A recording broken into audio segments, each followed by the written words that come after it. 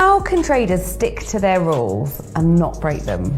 Well, I wouldn't have a training business if they did, because that's ultimately what I do. The misconception is that I'm spending hours and hours and hours teaching in-depth technicals. Most people, once they've got their strategy and they've carved it out and they've tested it, people pick up technicals fairly quickly. Yes, there's always something new to learn, but they pick up their strategy.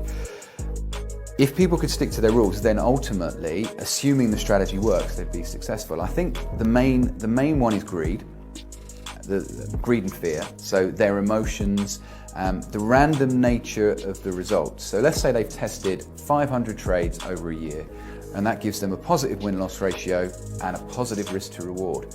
But what they probably haven't looked at is at what point was that strategy losing? What was the worst losing period during that year? And if they look back, they go, well, I had 8 trades on the trot where I didn't have a winner, or I had a month and a half where I was having winners and losers but wasn't making any money. But they look at the overall result of the year, and then they essentially put that overall result on the result of every individual trade. And they don't bother to look and go, actually, there were a lot of periods during that year where I wasn't making any money, or I wasn't hitting my numbers. So I think the fear and greed then kicks in. So they know rationally what to do, but the result is not happening.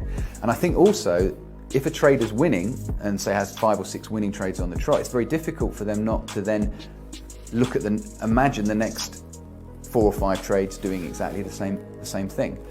Another one for day traders is boredom. And I know this from me. Boredom was the big one for me. It's like there's nothing happening, the markets are sideways, but you sit there because maybe it'll break out in the next couple of minutes. And I got to the point where I was like, if there's nothing happening, walk away.